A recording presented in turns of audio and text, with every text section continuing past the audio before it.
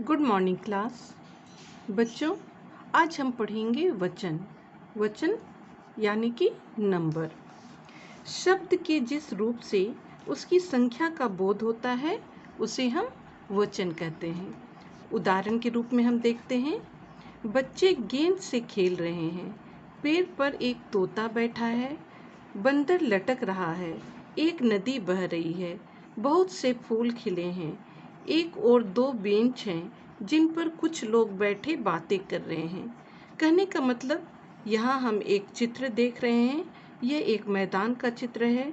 यहाँ पर कुछ प्राणी हैं और कुछ वस्तुएं दिखाई दे रही हैं।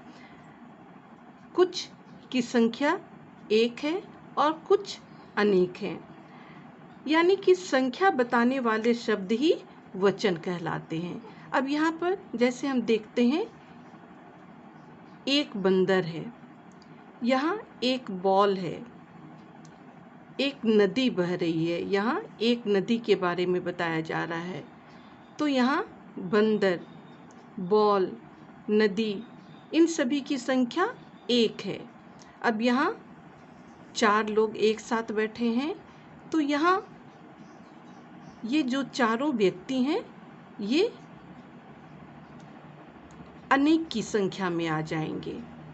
अगर हम यहाँ पर कहें, दो बच्चे एक साथ खेल रहे हैं, तो ये दोनों बच्चे भी अनेक की संख्या में आ जाएंगे।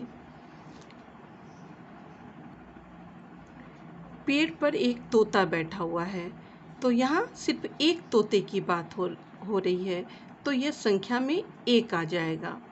यहाँ पर हम देख रहे हैं दो पेड़ हैं और भी साथ साथ कई पेड़ हैं, तो यहाँ पेड़ों की संख्या अनेक में आ जाएगी। तो इस तरह से हमें यह ज्ञात होता है कि जिस शब्द से संख्या का बोध होता है, यानी एक संख्या या अनेक का बोध होता है, उसे हम वचन कहते हैं। अब ध्यान देने वाली बात यह है कि वचन बदलने पर क्रिया का रूप भी बदलता है। जैसे लड़की पढ़ रही है, यहाँ लड़की एक वचन में है, तो क्रिया भी यहाँ पर रही है, यानी क्रिया भी एक वचन में हो गया। और यहाँ लड़कियाँ पढ़ रही हैं, यहाँ लड़कियाँ बहुवचन में है, तो क्रिया भी यहाँ है। आप देख रहे हैं यहाँ पर वर्ब जो है ये प्लूरल में आ गया। तो इस तरह से वचन अगर बदलता है तो साथ साथ क्रिया भी बदलती है। वचन के दो भेद होते हैं, एक वचन और बहुवचन। पहले हम देखते हैं एक वचन क्या है। शब्द के जिस रूप से उसके एक होने का पता चलता है उसे एक वचन कहते हैं। जैसे कलम, पुस्तक, घड़ी, पंखा, लड़की, गाय, साइकिल, मेज, सोफा आदि। कहने का मतलब, यहाँ सिर्फ एक संख्या का बोध हो रहा है, तो जहाँ सिर्फ एक संख्या का बोध हो वह एक वचन कहलाता है। अब हम देखेंगे कि बहुवचन क्या है। तो शब्द के जिस रूप से उसके एक से अधिक होने का पता चलता है उसे हम बहुवचन कहते हैं। जैसे कलमें, यानी एक से अधिक कलम या दो कलम, तो वह हो जाएगा कलमें। पुस्तकें यानी अनेक पुस्तकें। घड़ियाँ यानी दो घड़ी या चार घड़ी, तो हम कहेंगे घड़ियाँ। पंखे, लड़कियाँ, गायें, साइकिलें, यानी ये अनेक की संख्या में है, या दो चार हम गिनती भी कर सकते हैं और अनगिनत संख्या में भी हो सकती है, जिसे हम गिन नहीं सकते हैं। तो कोई भी वस्तु या प्राणी जब अनेक की संख्या में होता है तो हम उसे बहुवचन कहते हैं। अब यहाँ कुछ बातें और भी ध्यान देने योग्य हैं। द्रव्यवाचक और भाववाचक संज्ञा सदा एक वचन में प्रयुक्त होती हैं। जैसे पानी, अधिक पीना चाहिए। पानी द्रव्यवाचक संज्ञा है, लेकिन यह हमेशा एक वचन में प्रयोग किया जाता है। दूसरा है, संकट में मित्रता की परख होती है। मित्रता भी भाववाचक संज्ञा है, लेकिन जो भी भाववाचक संज्ञाएं हैं वह हमेशा एक वचन में ही प्रयोग किया जाता है। कुछ शब्द ऐसे हैं जो हमेशा एक वचन में ही प्रयोग किए जाते हैं, जैसे भीड़, जनता, पुलिस। यहाँ भीड़ जो है यह कुछ मनुष्यों का झुंड होता है, लेकिन हम हमेशा इसे एक वचन में ही प्रयोग करते हैं। जनता, हम कहते हैं जनता आ रही है। पुलिस, पुलिस आ रही है। तो ये सभी जो हैं शब्दों के हिसाब से हमेशा ये एक वचन में प्रयोग होते हैं, लेकिन ये होते बहुवचन में हैं। तो बच्चों, आप समझ ही गए होंगे कि कुछ शब्द ऐसे होते हैं जो बहुवचन होते हुए भी हमेशा एक वचन में प्रयोग किए जाते हैं।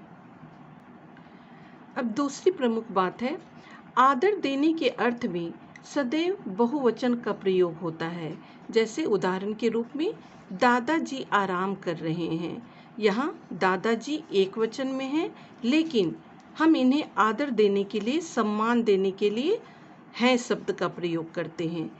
जैसे पिताजी दफ्तर जा रहे हैं, दादाजी आराम कर रहे हैं। तो ये सम्मान सूचक शब्द हैं, इसलिए यहाँ पर आदर देने के लिए हम बहुवचन का प्रयोग करते हैं। अध्यापक पढ़ा रहे हैं, यहाँ भी अध्यापक को आदर देने के लिए, सम्मान देने के लिए हम हैं शब्द का प्रयोग करते हैं। कुछ शब्द सदैव बहुवचन में प्रयोग किए जाते हैं, जैसे आंसू, प्राण, हस्ताक्षर, दर्शन आदि। जैसे आप वाक्य बना करके देख भी सकते हैं कि हमारी आंखों से आंसू निकल गए। तो आंसू हमेशा बहुवचन में प्रयोग किया जाता है। प्राण, उस व्यक्ति के प्राण निकल गए। प्राण एक वचन है, लेकिन जब भी प्रयोग किया जाता है तो इसे बहुवचन में प्रयोग किया जाता है। हस्ताक्षर, मैंने हस्ताक्षर कर दिया या मैंने हस्ताक्षर किए। हस्ताक्षर भी हमेशा बहुवचन में प्रयोग होता है। दर्शन, दर्शन भी बहुवचन में प्रयोग किया जाता है। जैसे वाक्य बना करके अगर हम इसे यहाँ समझना चाहें तो हम कहेंगे मैंने उनके दर्शन कर लिए। जबकि व्यक्ति एक है, एक वचन में है, लेकिन जब मैंने वाक्य बनाया तो मैंने कहा मैंने उनके दर्शन कर लिए। तो इस तरह से यह बहुवचन में प्रयोग हो जाता है। तो कुछ चीज़ें ऐसी हैं कि एक वचन होते हुए भी वह बहुवचन में प्रयोग होता है, और कुछ शब्द ऐसे हैं जो बहुवचन में होते हुए भी वह एक वचन में प्रयोग किए जाते हैं। यहाँ वचन बदलने के कुछ नियम आपको बताए गए हैं। जैसे अ से ए लगाकर, यहाँ एक वचन है बात, बात में ए शब्द लगाकर हम उसे बहुवचन में बदलते हैं तो बन जाता है बातें। रात में ए लगाया तो बन गया रातें। सड़क में ए लगाया तो बन गया सड़कें। उसी प्रकार यहाँ पर आ से ए बनाकर, जैसे कमरा, कमरा का बहुवचन बनाएंगे तो बन जाएगा कमरे। घोड़ा, घोड़ा का बहुवचन बनाएंगे तो बन जाएगा घोड़े। लड़का का लड़के। तो इस तरह से एक वचन से बहुवचन बनाने पर ये किस प्रकार से परिवर्तित होते हैं वो आप यहाँ पर देख सकते हैं।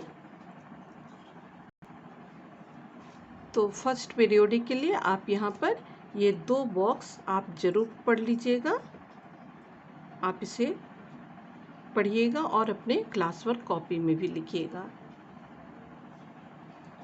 यहाँ बैक एक्सरसाइज है, इसे हम और आप ऑनलाइन क्लास में इसे बना लेंगे। तो आज के लिए इतना ही। Thank you class.